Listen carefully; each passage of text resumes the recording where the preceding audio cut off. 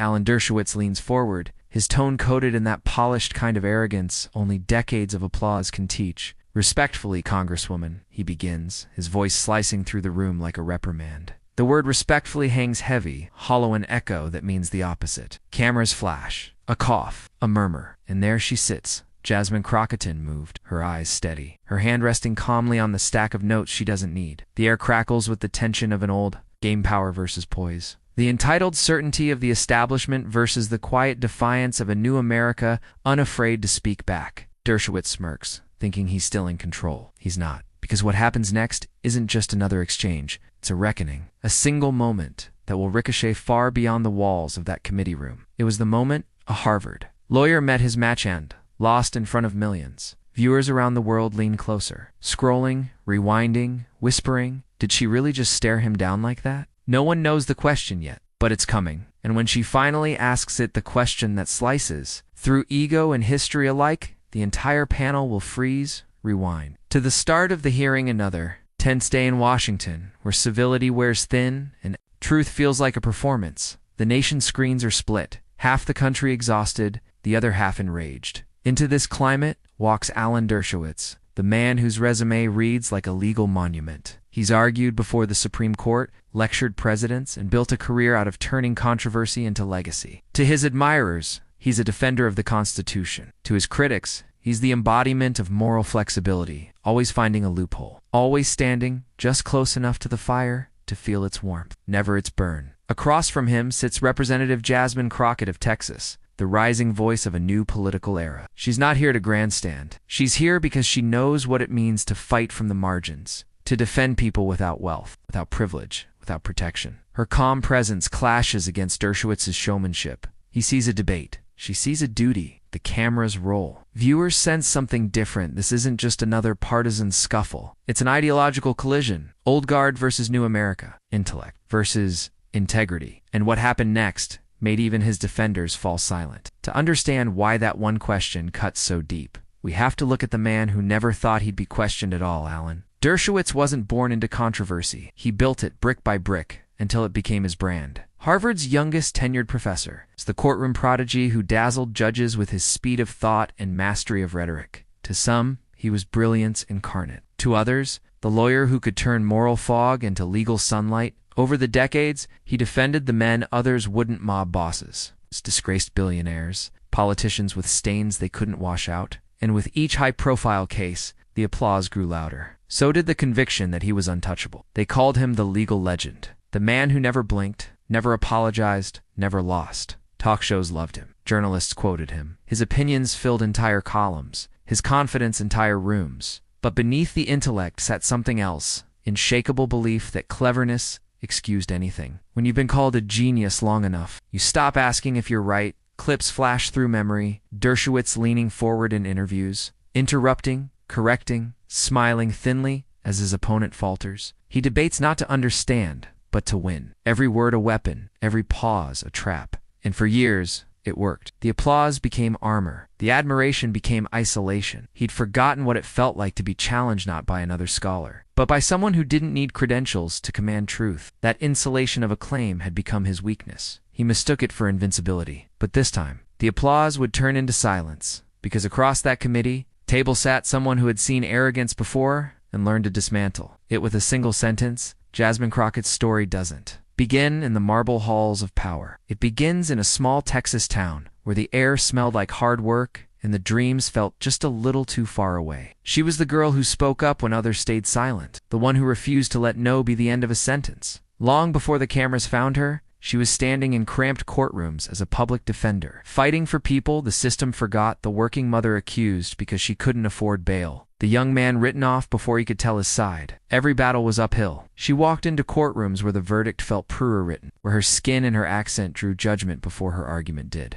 She learned to stand straight under the weight of doubt, to turn condescension into fuel. Each case carved patience into her, a calm so sharp it could cut. She didn't need to shout to be heard. Silence used right was louder. When politics came calling, she didn't enter it to climb, she entered it to correct. A daughter of grit, she brought courtroom instincts into Congress. Listen first, then strike precisely. Her words became her weapon, her composure the armor. So when the invitation came to sit on that committee, Facing the man who'd spent a lifetime being untouchable, she didn't flinch. She knew that ego always exposes itself if you let it talk long enough. He would underestimate her, of course he would. He always did. Men like Dershowitz mistake restraint for weakness, humility for lack of intellect. She had learned to let them, because Jasmine Crockett's strength was never in the thunder of her voice, but in the precision of her truth. She carried the weight of every courtroom where she'd been doubted, every smirk she'd ignored, every headline that underestimated her. Her calm wasn't surrender, it was set up. She'd fought for voices no one listened to. Now she was sitting across from a man who'd never been told no. And on that day, when Dershowitz leaned in to lecture her, she leaned back and asked the question that stopped him cold. The exchange begins like so many before it. Alan Dershowitz,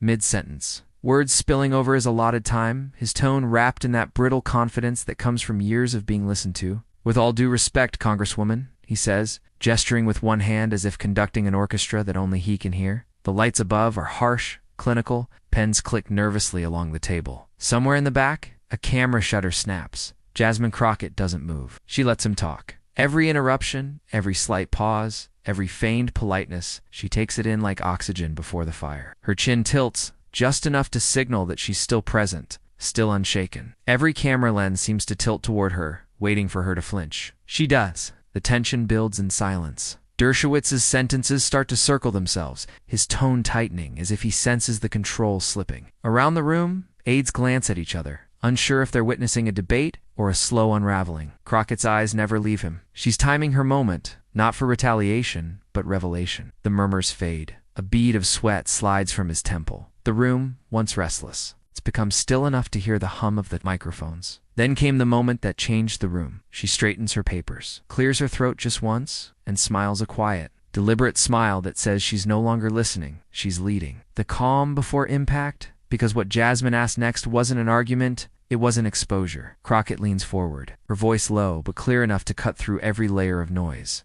"Professor Dershowitz," she begins, steady and unhurried. "You've spent a lifetime defending power, but tell me, when was the last time you defended the people who don't have it?" The room stills. Even the hum of the air vents seems to stop. Dershowitz blinks, unprepared for the question's simplicity, its precision. It's not an accusation, it's surgery. He clears his throat, a faint smile tugging at his lips, as if searching for a familiar rhythm to retreat into.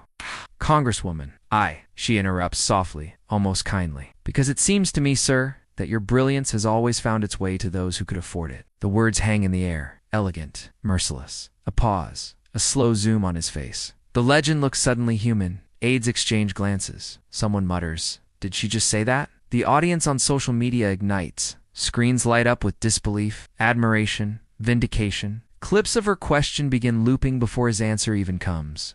Dershowitz starts again, but his voice catches. "That's not well.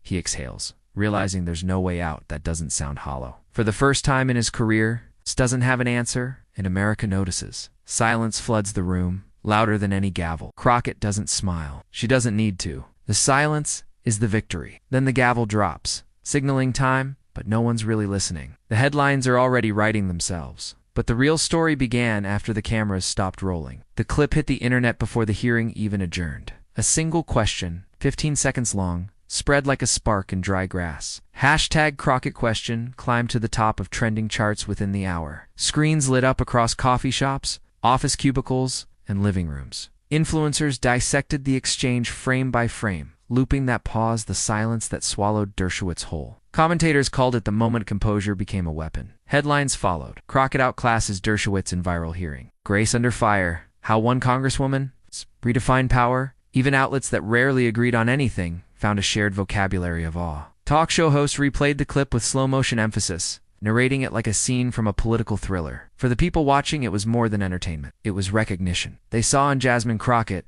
the composure they wished they had in their own moments of dismissal in classrooms, boardrooms, borderlines. She didn't yell, one tweet read. She just made the truth impossible to ignore, others said. That wasn't politics. That was justice with a microphone. The critics tried to spin it. They called it a stunt, a trap, an ambush. But even their words rang hollow when set beside the image of Dershowitz's stunned silence. Facts didn't need defending anymore. The clip had done it on its own. By nightfall, memes carried her question into 1,000 new contexts. Activists quoted it on protest signs. Late-night comedians worked it into punchlines. Even a few of Dershowitz's old colleagues pressed for comment, admitted quietly. She handled him. It wasn't just a viral moment, it was validation for everyone who'd ever been talked over, written off, or underestimated. Jasmine's calm had become contagious in communities across the country. Her question echoed not as an attack but as a challenge. What do you stand for when your power is tested? But beyond the viral moment lay a deeper question. What did it mean for America? It wasn't just a takedown, it was a turning point for what we value in debate. For decades, political power had rewarded volume, rewarded the ones who could talk the longest, spin the fastest, dominate the room. But Jasmine Crockett showed something different that day, that truth doesn't need to shout to be heard. It only needs to stand still while arrogance unravels itself. Dershowitz represented an era that believed intellect was the highest form of power. Crockett reminded America that integrity still outranks it. In her calm, people saw strength. In her composure, conviction. She didn't humiliate him. She revealed him, and in doing so, revealed a truth about the kind of leadership people are hungry for. The viral clip may have looked like a clash of egos, but it was really a lesson in grace under fire. She didn't have the pedigree or the decades of establishment praise, but she had something rarer: authenticity. The courage to speak truth not for applause, but for accountability. Real power isn't in how loud you speak, it's in how calmly you expose the truth. Jasmine Crockett became more than a trending name. She became a mirror, a reminder that dignity isn't weakness, that restraint can roar louder than rage. She stood for a generation that's done apologizing for its intelligence, its color, its right to question. History doesn't remember the loudest voice in the room. It remembers the one that asked the right question. And that's why millions are still replaying the moment, not to watch her win, but to remember what courage looks like. That one brutal question wasn't about humiliation, it was about accountability. In a room built for performance, Jasmine Crockett chose principle over theater. Her calm became the lesson, her composure, the message. She didn't raise her voice, and yet somehow, the truth roared louder than any headline. Moments like this remind us that integrity still has an audience, that clarity, not chaos, wins hearts. Dignity, not ego, changes minds. She proved that you don't need to dominate a room to own it. You just have to stand firm when it matters. If you believe truth still matters, share this. Because every time someone like Jasmine Crockett stands her ground, it reminds us the mic belongs to those who use it for good. The power to shift the conversation doesn't sit in titles or traditions. It sits in the courage to speak with conviction. As the screen fades, her words echo once more, steady, unshaken, unforgettable. The heart-pounding score swells beneath the silence she left behind, that rare kind of silence that feels like victory. Power listens when courage speaks.